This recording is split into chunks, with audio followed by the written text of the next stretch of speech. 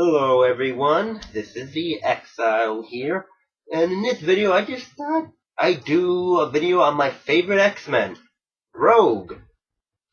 Some people are probably surprised by that. A lot of people didn't think I'm a Wolverine guy for some reason. I don't know why that is, but Rogue has always been my favorite. And I just thought, let me just do a video on it because I really love the character. I'm a big fan of the character. I really wish he did more with the character in the movies because the movie characterization is just, ugh. Yeah, the movies don't do that character justice at all. That character's a lot better than what they do in the movie. The movie's crap when it comes to that character. That's the biggest disappointment when it comes to those movies. So, anyway, I just thought I'd say why I like the character and why the character's awesome. And maybe say, if anyone's really interested in, the character, you can go look at, some of these and recommend some issues. I don't know how this video is going to turn out. It might just be me blabbering around for 15 minutes, or it might be good. But, anyway, the character was made in 1981, and the interesting thing about the character is that the character couldn't touch anyone. So, Rogue, can't physically touch anyone, at least for most of the characterization. It wasn't until recently, a few years ago, she could now touch people with control. But before that, that's what happened, and it turned out the Rogue touched someone, kissed a boy, but ended up killing him. I think he actually did die. I think they actually did an issue of that. I don't have that one though.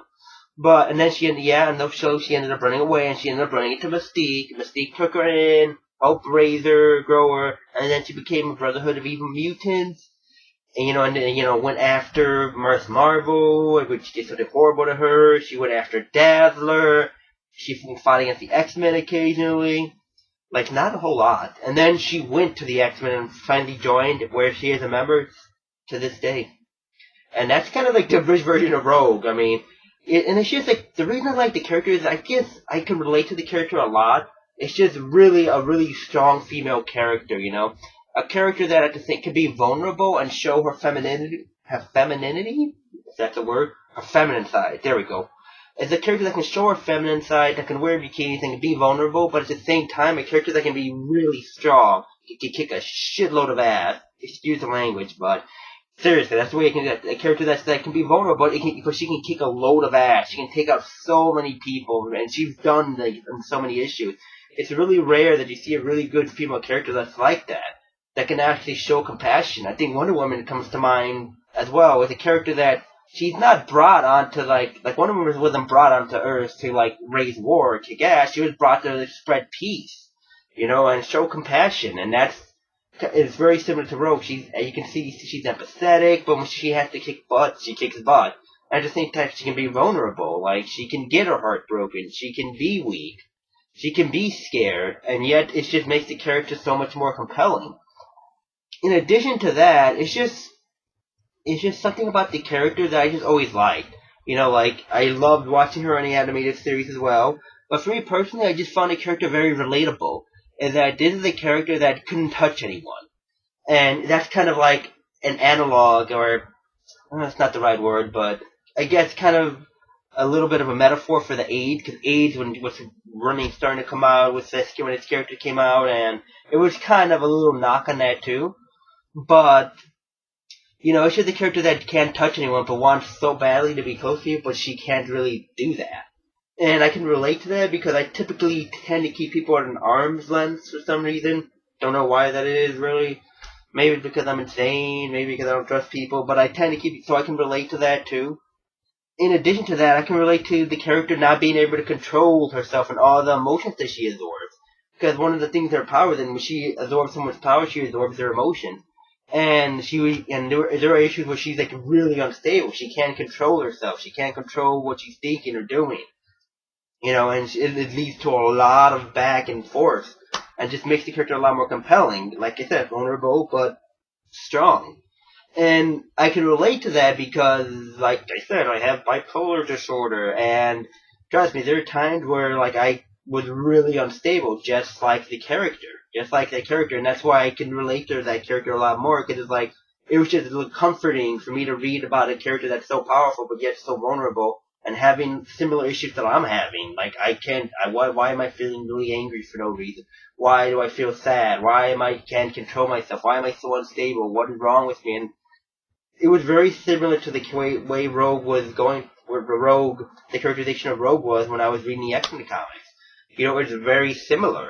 And I just can relate to the character that way, you know, that the instability, the just not being able to keep yourself in control. You know, and I just found it so relatable to me, at least. And that's the biggest reason why I can relate to the character and why this is my favorite character of X-Men. You know, probably one of the favorite ones of all time, but it's up there. But that's what the main reason is that I can relate to how vulnerable and how unstable she was. And like I said, and if you want to, you know, get to know, you know, read some issues about Rogue, I'll make some recommendations. I have some here. I mean, here's Avengers Annual number 10. This is a really, really good issue to read with Rogue because this is Rogue's first appearance, obviously. But this is kind of gives you a different look at the character. This is when the character was a supervillain, and boy, they really introduced the hell out of her because she kicks Thor's ass. She throws, like, I think Captain America through a window. She pretty much almost defeats the Avengers, essentially. You know, it shows how powerful she was and how villainous she was back in the day. You know, and it shows what she did to Miss Marvel, too. Oh my god. She absorbed all of her powers and everything, and it's just a different look at Rogue. So this is a really good way to just see how the character kind of started out. So, there's one. Here's Uncanny X-Men 171. This is when Rogue joins the X-Men. Now, for a while, she was a villain since this was made in 1983, so she was a supervillain for at least 2 years. So she was going after Dazzler. She fought the X-Men in an older issue, like in 150-something. Can't remember the exact issue. But, you know, and this just shows the character where she just can't control herself. This is kind of almost a little bit of a turning point for the character. Kind of like almost a face turn, which is a wrestling term, if you will, where the character finally goes to the X-Men mansion and says, I can't do this anymore. And she's, in this issue, you get to see just how much the powers that she's had, what a toll it's taken on her, how unstable she is, and how uncontrolled. She's shaking, drinking tea. And the fact is, they actually take her in, and this kind of sets the character on a different path. So, this is definitely a nice look at the character, just how he started turning good.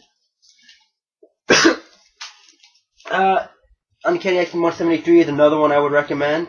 This is kind of when she first joined the X-Men, and they didn't like her. After what she did to Miss Marvel, and just what a supervillain she was, they didn't like her. And so pretty much all the X-Men team are poisoned, except Rogue, because Rogue can heal faster. And so it's just her and Wolverine. And in this issue, her and Wolverine still doesn't trust her, but he's just taking her on as a sidekick, and they're just going at it like he fights her as Samurai, and Rogue is pretty much, in this issue, this is when Rogue proves herself to Wolverine. That proves that she's worthy of being an X-Men, and that she's worthy of being on the team. She's worthy in Wolverine's eyes. So that's why it's such an important issue, because Wolverine is not an easy person to impress or prove your worth, and she does it. This is kind of the starting point of the other X-Men accepting the character, accepting Rogue into the team. So, definitely a really good read if you're a fan of Rogue.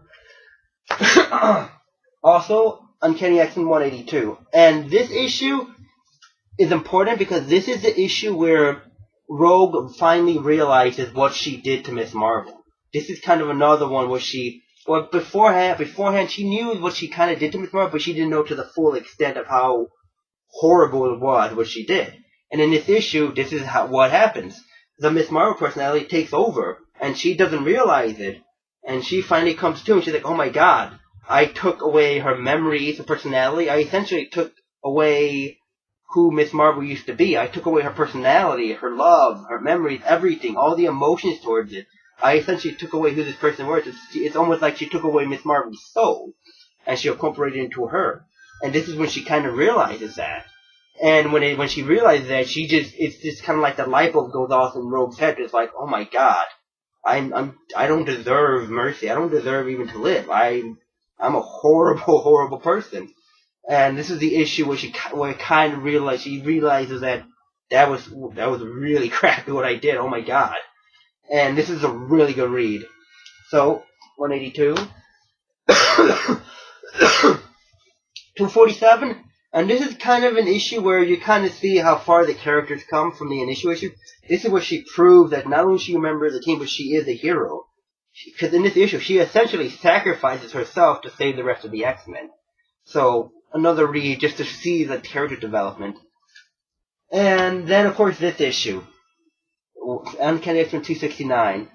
This is a very important issue because this is the final issue where she gets rid of the Miss Marvel personality inside of her. She gets rid of the memories, the emotions attached to Miss Marvel. The Miss Marvel personality up to this point was every time like Rogue would get knocked out, the Miss Marvel personality would take over.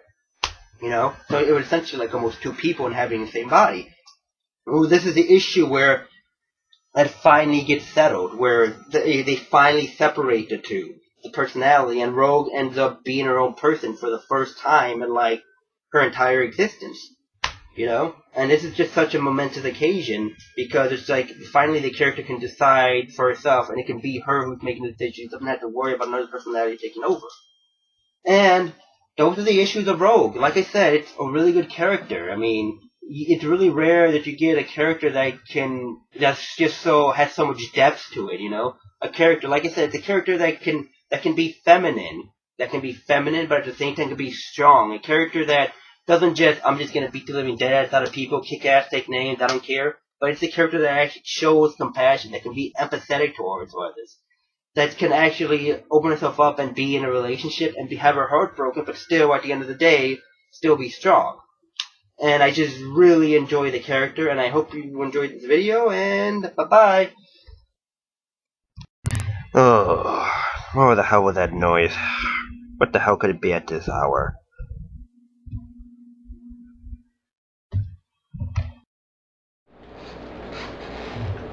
Hitman Von Doom? It can't be.